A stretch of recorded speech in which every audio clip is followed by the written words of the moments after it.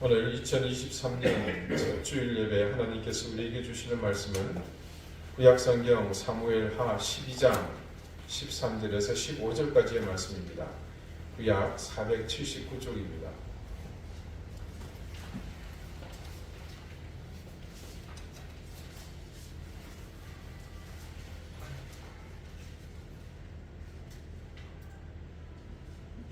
사무엘하 12장 13절에서 15절까지의 말씀을 제가 읽겠습니다. 다 같이 자리에서 일어나 하나님의 말씀을 경청하십시오. 다윗이 나단에게 이르되 내가 여호와께 죄를 범하였노라 하매 나단이 다윗에게 말하되 여호와께서도 당신의 죄를 사하셨나니 당신이 죽지 아니하려니와 이 일로 말미암아 여호와의 원수가 크게 비방할 거리를 얻게 하였으니 당신이 낳은 아이가 반드시 죽으리이다 하고 나단이 자기 집으로 돌아가니라. 아멘. 자리에 앉으시기 바랍니다. 하나님께서 이 말씀으로 우리에게 은혜 주시기를 원합니다. 대나무는 자라는 성징이 곧바릅니다. 그리고 아시는 것처럼 이 대나무는 잘 휘어집니다. 다른 나무에 비해서 쉽게 잘 자라지만 또 속이 단단하지는 않습니다. 그러다 보니 휘어지다가 어느 한계에 이르르면 부러지고 말죠. 그런데 이런 대나무의 속성과 달리 아주 단단한 대나무가 있습니다. 그건 바로 마디가 촘촘한 대나무입니다. 그 마디는 다름 아닌 대나무의 매듭입니다. 실제로 대나무는 마디가 촘촘할수록 다른 말로 매듭이 좁을수록 견고합니다. 매듭이 좁은 나무는 어떤 이유 때문에 그렇게 좁은 걸까요? 그는 그만큼 성장이 더디다는 것입니다. 나무의 나이테가 촘촘한 이유도 그와 같습니다. 그만큼 성장이 더디다는 것이고 그래서 나이테가 촘촘한 나무는 아주 단단합니다. 쉽게 자라는 것 치고 견고한 건 없습니다. 제가 어릴 적, 그러니까 1970년대 후반입니다. 그때는 전국의 산하가 헐벗었을 그런 때이죠. 그래서 식목일이 되면 전체 학교의 학생들이 동원돼서 산에 나무를 심었습니다. 그때 심었던 나무 중 단골 메뉴가 버드나무였습니다.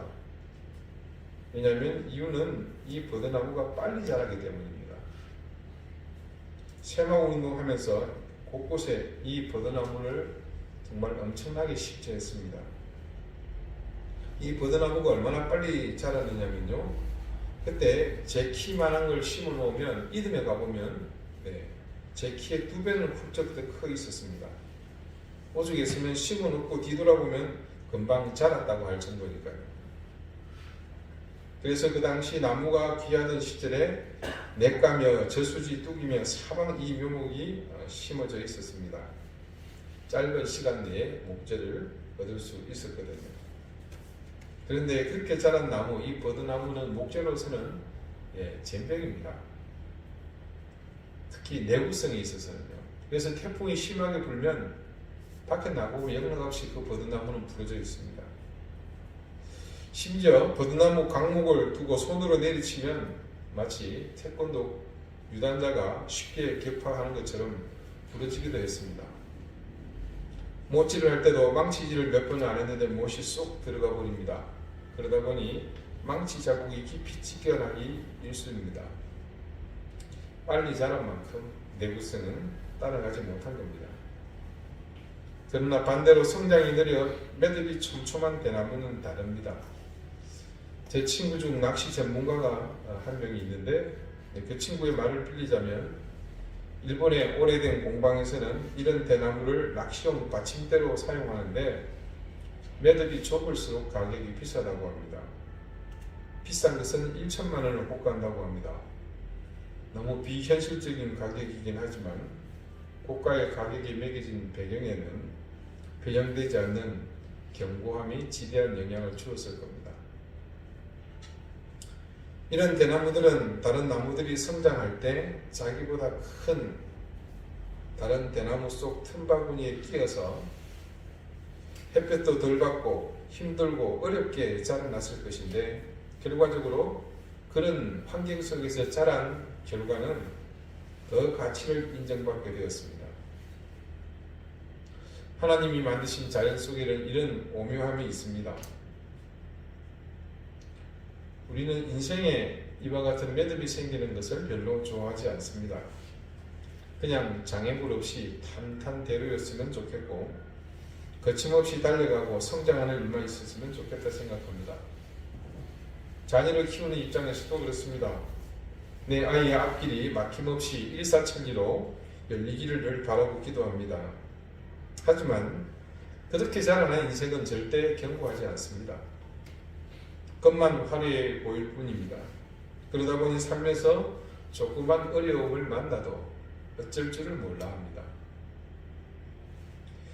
대기업을 배경으로 하는 드라마를 보면 늘 단골로 등장하는 인물이 있죠. 바로 그 기업주의 아들입니다. 대개는 두 가지 형태로 나옵니다. 첫 번째는 당연히 고생하지 않고 자란 망나니 같은 아들이 회사에서 높은 지위에 앉아서 갑질하는 모습입니다. 말단 사원의 형편을 경험해보지 않으니 회사원들의 심정을 알리 만무하고 그냥 자기 기분대로 일 처리합니다. 아버지 같은 사람에게 막 대하는 것은 기본이고 회사에서도 안하무인입니다. 기타 예의 범절은 기대조차 할 수 없습니다. 그렇게 돈 많고 풍족한 부모 밑에서 아무런 제재 없이 제 마음대로 고생 없이 자라다 보니 모든 게 엉망입니다. 오래전 벌써 기억해서 다들 잊혀져 가고 있습니다만 모 항공사에서 기업주의 자녀가 술에 취해 제메토르 비행기를 활주로에서 돌리는 통에 국민의 공분을 샀던 그 기업주의 자녀의 이야기가 바로 대표적인 그런 경우를 하겠습니다. 반면에 그와 반대로 회사에서 회장의 아들이라고 전혀 티내지 않고 말단 사원으로 바닥에서부터 경영 수업을 몰래 하는 경우도 있습니다. 이 경우 그 아들은 하나씩 난관을 극복하며 성장해 나가므로 모든 회사원에게 존경받는 훌륭한 경영인이 되는 그런 모습입니다. 그래서 지혜로운 기업가들은 자식에게 쉽사리 경영권을 맡기지 않고 일선에 내세우지도 않습니다. 심지어는 스스로 난관을 뚫지 못하면 경영권을 넘겨주지도 않습니다. 서구 사회에서는 이것이 당연한 일입니다. 큰 조직을 맡으려면 그 정도의 내구성을 갖춰야 하지 않겠습니까? 그러려면 인생의 매듭들이 좀 더 많이 생겨야 합니다. 성장이 멈춰지는 자리이지만 지금까지 자신의 한계를 분명하게 인식하고 거기서부터 다시 시작하는 마음 자세가 있어야 합니다. 여러분, 하나님은 우리가 어떻게 성장하기를 원하시겠습니까? 당연히 견고하기를 바라십니다. 우리의 신앙은 바로 하나님의 그런 바람에 기초합니다. 하나님은 우리 인생의 순간순간마다 그래서 매듭이 생기게 하십니다. 우리의 부족함이 드러나는 자리마다 그냥 넘어가지 않고 하나님께서는 그때마다 세밀하게 우리 삶의 매듭을 지어주십니다. 사무엘하 11장에 이렇게 시작합니다. 그 해가 돌아와 왕들이 출전할 때가 되매 다윗이 요압과 그에게 있는 그의 부하들과 온 이스라엘 군대를 보내니 그들이 암몬 자손을 멸하고 랍바를 에워쌌고 다윗은 예루살렘에 그대로 있더라. 저녁때에 다윗이 그의 침상에서 일어나 왕궁 옥상에서 거닐다가 그곳에서 보니 한 여인이 목욕을 하는데 심히 아름다워 보이는지라. 다윗이 사람을 보내 그 여인을 알아보게 하였더니 그가 아뢰되 그는 엘리암의 딸이요 햇사람 우리아의 아내 바세바가 아니니까 하니 다윗이 전령을 보내어 그 여자를 자기에게로 데려오게 하고 그 여자가 그 부정함을 깨끗하게 하였으므로 더불어 동침함에 그 여자가 자기 집으로 돌아가니라. 이스라엘의 이웃이었던 암몬 자손의 왕이 죽고 그 아들 하눈이 왕이 올랐습니다. 그래서 다윗은 이웃 나라인지라 축하하는 사절단을 보내게 됩니다. 근데 이 철딱선이 없는 하눈 왕 그리고 신하들은 다윗이 보낸 사절단을 스파이라고 그렇게 간주하고 이 사절단의 수염을 반쪽을 깎아버립니다. 그리고 엉덩이 부분을 도려내서 엉덩이가 다 보이게 하의를 만들고 그렇게 다시 돌려보냅니다. 이스라엘은 어떻게 보면 지리적으로 서구에 속해 있지만 그 문화가 동양과 흡사합니다. 그래서 그 나라는 명예를 아주 소중하게 생각합니다. 그런 나라인데 이렇게 수염을 훼손하고 엉덩이가 드러나도록 수치와 모멸감을 주는 것은 굉장한 심각한 명예훼손입니다. 그리고 이는 그 사절단을 보는 사람이 누굽니까? 다윗이잖아요. 다윗에 대한 정면 도전과 같았습니다. 그래서 이 암몬과 이스라엘 사이에 전쟁이 일어납니다. 그때 다윗이 오늘 조금 전에 읽어드린 말씀과 같이 밑에 제장들을 전쟁으로 내보내게 되죠. 근데 말씀을 보면 처음으로 다윗이 전장에 참여하지 않은 전쟁이 이때였습니다. 그렇게 혼자 남아서 무리하게 궁궐에서 시간을 보내다가 바람 쐬려고 옥상에 올라갔다가 우리아의 아내 신하죠. 신하 우리아의 아내 바스바가 목욕하는 것을 보고는 음심을 품게 됩니다. 음심이야 상황인지라 품을 수 있다지만 결국 다윗은 그 음심을 자신의 권력을 이용해서 실행에 옮기게 됩니다. 그녀를 데리고 옵니다. 이제 조금 전 읽은 사무엘하 12장 끝 4절 말씀에 그 여자가 부정함을 깨끗하게 하였으므로 더불어 동침함이라고 증거하는 것으로 봐서 바세바는 생리 이후에 부정하다고 여겨지는 기간을 지나는 중이었던 것으로 짐작이 됩니다. 임신하게 되었다면 적어도 다윗은 바세바를 데리고 와서 며칠을 그렇게 둔 다음에 동침하게 되었다는 말입니다. 이 사실만으로 볼 때 생물학적으로 사람의 생체 리듬상 다윗이 음식을 품고 잠자리를 같이 하기까지 적지 않은 시간이 흘렀음을 충분히 짐작할 수 있습니다. 그러는 동안 다윗은 이런 행동을 멈출 기회가 충분히 있었습니다. 하지만 그리하지 않았습니다. 이미 죄의 유혹에 너무 깊이 빠져 있었습니다. 이 일로 인해 바세바는 임신까지 하게 되었습니다. 일이 커졌습니다. 다윗은 이 사태를 수습할 목적으로 요압에게 기별해서 군대 장관이죠. 바세바의 남편 햇사람 우리아를 귀가조차라고 합니다.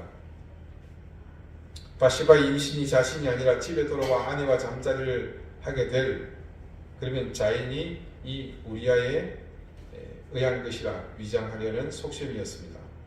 하지만 충직한 우리아, 또 다른 면으로 눈치 없는 우리아는 전장에서 돌아와 집으로 가지 않고 고생하는 부하들과 같이 잠을 잡니다. 아직 전시라는 말입니다. 상황이 더 나빠진 다윗 당황하셨거든요. 같은 방법을 시도하지만 우리아의 충성심은 견고합니다. 어이없게도 그의 지나친 충성심이 자신의 생명을 단축시켰고 주인의 계략을 무너뜨리고 맙니다. 결국 다윗은 더 끔찍한 계략을 짜서 우리아를 이번에는 딱 죽기 좋은 최전선으로 보냈습니다. 이렇게 나쁜 짓을 하려고 불철주야 노력하는데 안 될 리가 있겠습니까? 악한 영이 졸지도 아니하시고 주무지도 아니하시고 다윗을 도와주니 결국 우리아는 최전선에서 장렬하게 전사합니다. 할렐루야. 그리고 다윗은 과부가 된 바세바를 합법적으로 데리고 와 아내로 맞이합니다. 눈에 보이는 상황은 끝이 났지만 사무엘하 11장 27절 마지막은요, 그 상황을 이렇게 증거합니다. 그 장례를 마침에 다윗이 사람을 보내 그를 왕궁으로 데려오니 그가 그의 아내가 되어 아들을 낳으니라. 자, 여기까지가 조금 전에 말씀드린 상황입니다. 그 다음에요, 다윗이 행한 그 일이 여호와 보시기에 악하였더라. 당연히 하나님은 이것을 괘씸하게 생각하셨습니다. 자기 딴에는 완전 범죄인지를 몰라도 그건 지 생각이고 하나님 앞에서는 심각한 죄악이었습니다. 다윗은 하나님이 매우 아끼는 사람이었습니다. 지금의 이스라엘에 없어서는 안 될 중요한 인물임에 틀림이 없습니다. 그리고 누가 보더라도 공간을 놓고 볼 때 다윗에게는 공이 훨씬 많습니다. 하지만 그 공이 아무리 많다지만 하나님은 이 사건을 그냥 좌시할 수 없었습니다. 그래서 그냥 넘어가지 않으십니다. 하나님은 당대 선지자 나단을 통해 다윗의 이런 잘못을 지적하시고 책망하십니다. 그렇게 자신의 은밀한 죄에 대해 지적받은 다윗은 이렇게 말합니다. 사무엘하 12장 13절입니다. 다윗이 나단에게 이르되 내가 여호와께 죄를 범하였노라 하며 나단이 다윗에게 말하되 여호와께서도 당신의 죄를 사하셨나니 당신이 죽지 아니하려니와.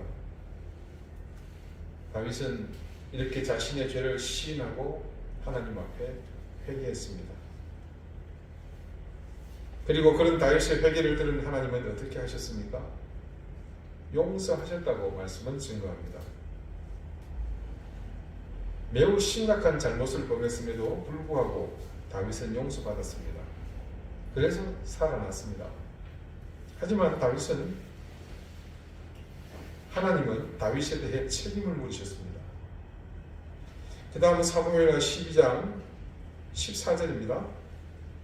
이 일로 말미암아 여호와의 원수가 크게 비방할 거리를 얻게 하였으니 당신이 낳은 아이가 반드시 죽으리이다 하고. 자, 하나님이 책임지게 한 게 뭐였습니까?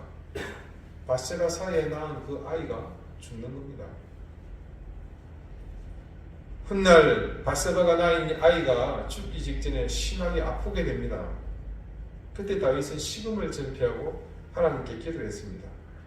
밤이 맞도록 기도하고 음식을 아예 입에 대지도 않았습니다. 하지만 하나님은 아이를 데려가셨습니다. 그런데 그 이후 다윗의 행보가 참 특이했습니다. 아이가 죽자마자 바로 음식을 먹고 모든 상황을 거둡니다. 이 일을 받아들인 것이죠. 하나님께서 자신의 인생에 하나의 매듭을 지으셨다는 것을 알았기 때문입니다. 하나님은 우리의 인생에도 다윗처럼 이처럼 매듭을 지으십니다. 물론 여러분이 다윗처럼 이렇게 대내외적으로 사회적으로 심각한 범죄를 저지르지는 않았습니다. 하지만 2022년 지난 한 해 동안 여러분의 삶이 부족함이 전무했다고 말할 수 있겠습니까? 우리가 살아온 지난 1년 동안 분명히 하나님 보시기에 마음에 들지 않는 부분들이 있었습니다. 하지만 새해를 맞은 지금 우리는 그런 부족함을 알든지 모르든지 그냥 어물쩍 뒤로 넘기고 싶어 합니다.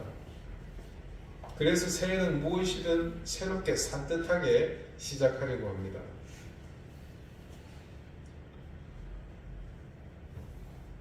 올해, 어제니까 작년이네요. 코로나 이후 처음으로 서울 종로에 있는 보신각에서 타종 행사를 보려고 수많은 인파가 몰렸노라. 며칠 전부터 10만이 넘게 모일 거라는 예상을 한다고 뉴스로 계속 보도도 했습니다. 전국 각주의 일출 명소로 아마 오늘 새벽에 청춘 남녀들이 몰려들었을 것입니다. 새해 처음 뜨는 태양을 보기 위해서입니다. 많은 사람들이 지난 시간을 훌훌 틀고 산뜻하게 새 시간을 맞이하고 싶어 할 것입니다. 각종 해돋이 행사나 보신각 타종 같은 것들이 모두 그런 마음에서 행해지는 겁니다. 우리가 여기서 잠시 생각해야 할 것이 있습니다. 사람들은 왜 시간을 핑계 삼아 새로워지기를 원할까 하는 겁니다. 올해는 날짜가 촘촘해서 그렇게 하지 못했습니다만 해마다 성부영신 예배는 좌정해 드립니다. 그러면 그 예배를 드리는 그때에 해가 바뀌죠. 그럴 때마다 이 영시를 맞이하는 타이밍은 기분이 묘합니다. 제가 신대원을 졸업하고 주님의 교회에서 교육전도사를 마치고 그 다음 부임한 성수동에 있는 상원교회, 지금은 서울숲교회로 이름이 바뀌었습니다. 그때 12월에 부임했는데 며칠 지나지 않아 성부영신 예배를 드렸습니다. 그 해가 언제인 줄 아십니까? 1999년이었습니다. 그 해는 천년의 마지막이라 새로운 천년을 시작하는 해였죠. 그리고 그 유명한 예언가 노스트라다무스가 지구 종말을 예언한 그 해이기도 했습니다. 그래서 그 해에 종말을 소재로 한 영화들, 행성이 충돌한다는 딥 임팩트, 또 아마겟돈 같은 그런 전쟁 영화가 개봉되기도 했었습니다. 저는 그때 전도사 시절이었기 때문에 저 예배당 귀퉁이에 앉아가지고 교회 구석에서 계속 시계만 노려보고 있었습니다. 1999년과 2000년이 교차되는 그 순간을 시계로 확인하고자 했던 것이죠. 얼마나 역사적인 순간이었습니까? 그런데 가만히 생각해보면 해가 바뀐다는 것은 단지 숫자가 바뀐다는 것 이외에 어떤 변화도 없습니다. 어젯밤에도 말씀드렸지만 태양의 색깔이 바뀝니까? 또 바닷물이 노란색으로 변한다든지 아니면 우리 몸이 다시 어떻게 된다든지, 모든 게 사실은 그대로입니다. 그런데 이 시간에 그토록 적극적으로 반응하는 것은 역설적으로 말하자면 내면적으로는 전혀 새로울 필요가 없는 자기 자신을 잘 알기 때문에 그런 겁니다. 스스로 새로울 수 없으므로 새로움이라고 정의된 시간에 함께 올라타고자 하는 겁니다. 신앙적으로도 그렇습니다. 새해를 맞이하게 되면 마치 부활하는 것처럼 완전히 딴 사람이 되려고 합니다. 그렇게 하던 눈동자도 새해가 되면 또렷해지고 제대로 잘 안 나오던 교회도 좀 열심히 나오고 싶어하고, 물론 작심 3일이지만 우리 교회에 없는 게 하나가 있죠. 새 표어.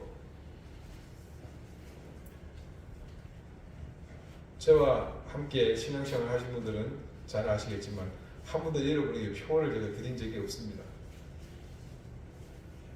그 표어를 새롭게 보면서 이지일비하는 것도 바로 그런 이유 때문인 거죠. 혹여 제게 올해 목사님 표가 뭡니까? 라고 묻는다면 저는 이렇게 대답하겠습니다.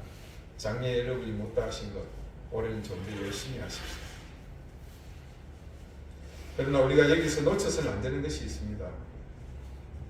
제대로 매듭을 짓지 않으면 새로움도 제대로 이루어지지 않는다는 사실입니다.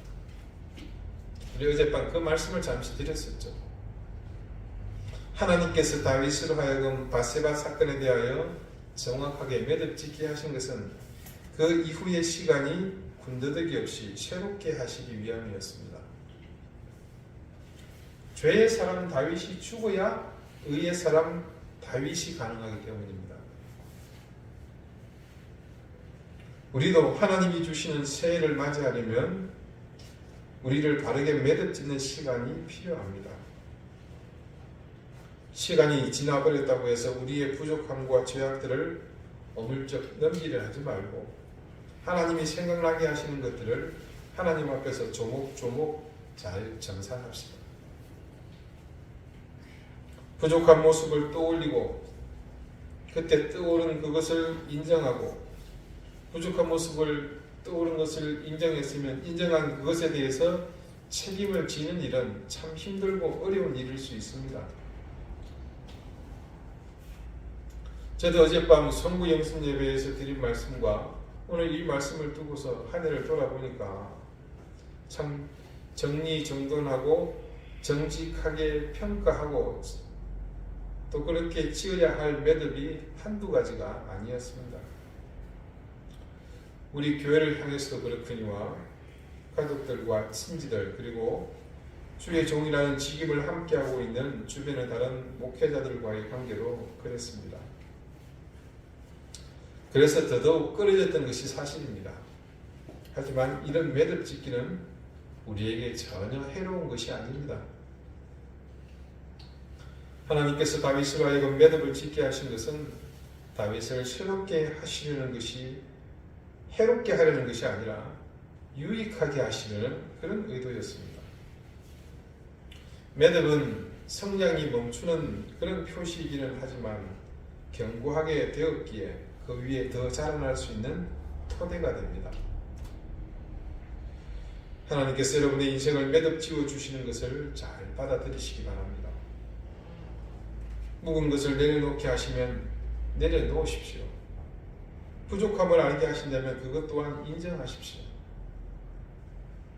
잘못된 것들이 생각난다면 하나님 앞에 회개하시고 책임지십시오.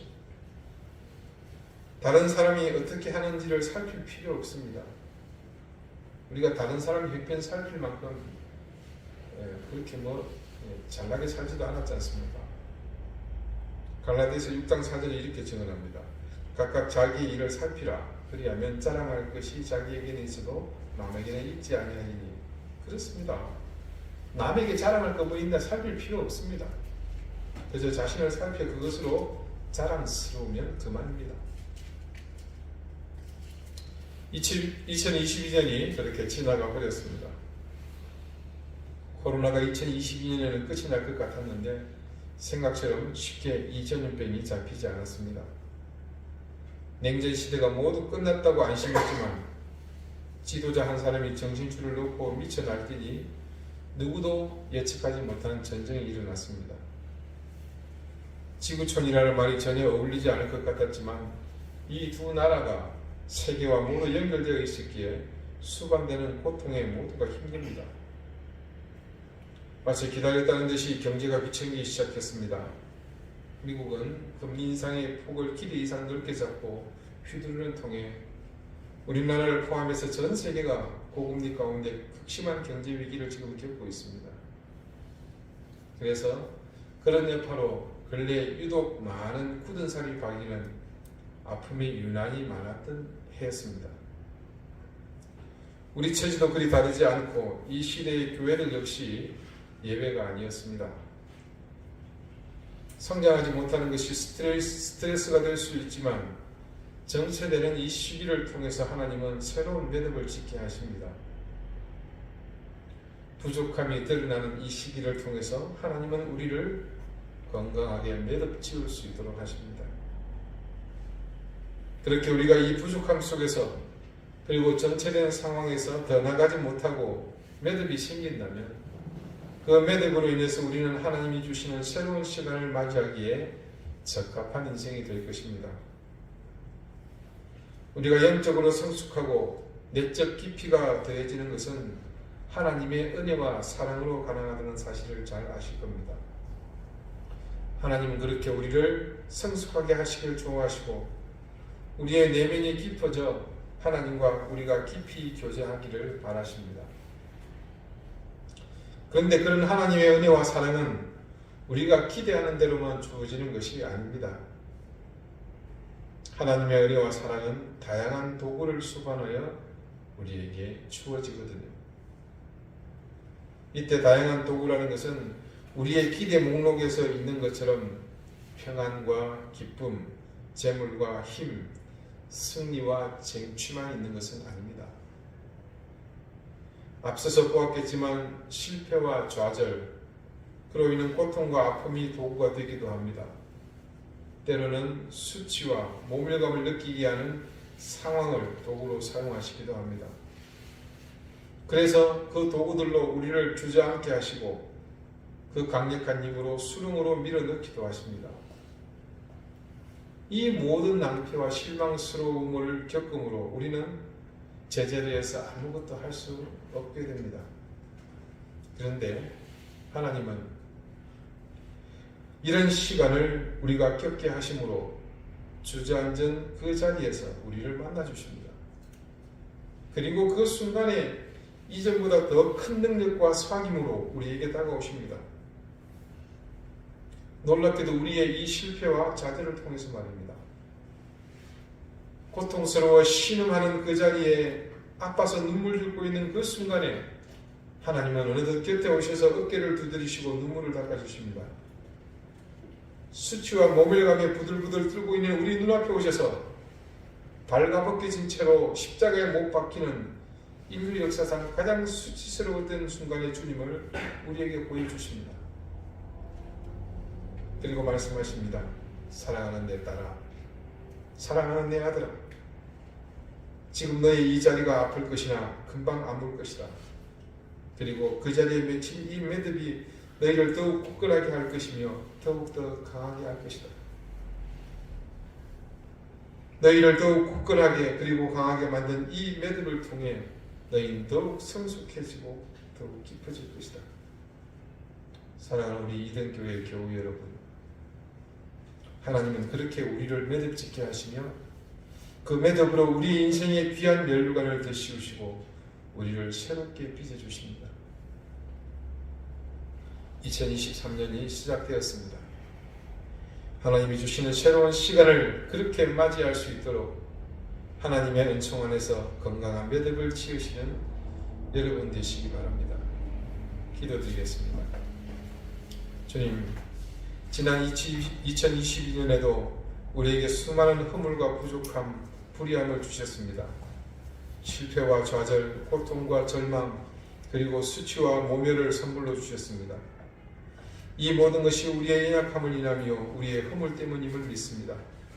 그러나 하나님은 우리의 이런 부족함을 통해 그것을 알게 하시고 그 자리에 우리 인생의 매듭을 지으려 하시다는 사실을 깨달았습니다. 그래서 두려워하지 않습니다. 이것이 주님이 우리에게 은총을 주시고 은혜를 베푸시는 사랑의 도구임을 알기에 주님께서 맺어주시는 그 매듭을 온전히 받아들여 더 나은 세월을 준비하고자 합니다. 예수 그리스도 이름으로 기도드립니다. 아멘.